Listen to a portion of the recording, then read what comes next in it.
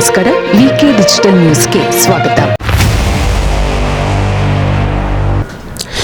ಏನು ಇವತ್ತು ಬೆಳಗ್ಗೆ 11 ಗಂಟೆಯಿಂದ ವಿಧಾನಸೌಧ ಚಳಿಗಾಲ ಅಧಿವೇಶನ ಈಗಾಗಲೇ ಪ್ರಾರಂಭ ಆಗಿದೆ.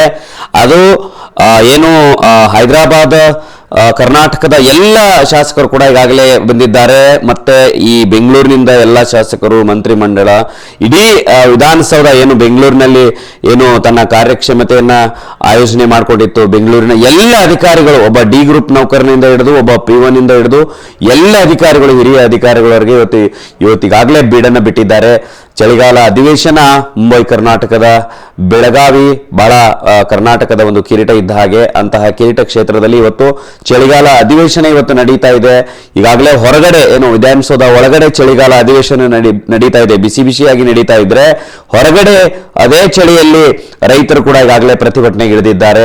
ಎಲ್ಲ ವಿವಿಧ ಸಂಘಟನೆಗಳು, ವಿವಿಧ ಕನ್ನಡ ಪರ ಹೋರಾಟಗಾರರು ತಮ್ಮ ಅನೇಕ ಬೇಡಿಕೆಗಳನ್ನ ಈಡೇರಿಸುವ ನಿಟ್ಟಿನಲ್ಲಿ ಹೋರಾಟವನ್ನ ಮುಂಚೂಣಿ ಕೈಗೆತ್ತಿಕೊಂಡ್ರು ಕೂಡ ಸರ್ಕಾರ ಏನು 144 ಸೆಕ್ಷನ್ ಅನ್ನ ಏನು ಜಾರಿ ಮಾಡಿದೆ, ಎಲ್ಲೋ ಒಂದ್ ಕಡೆ ಹೋರಾಟಗಾರರಿಗೆ ನಿರಾಶೆ ತಂದಿದೆ ಅಂತಾನೆ ಹೇಳ್ಬೋದು.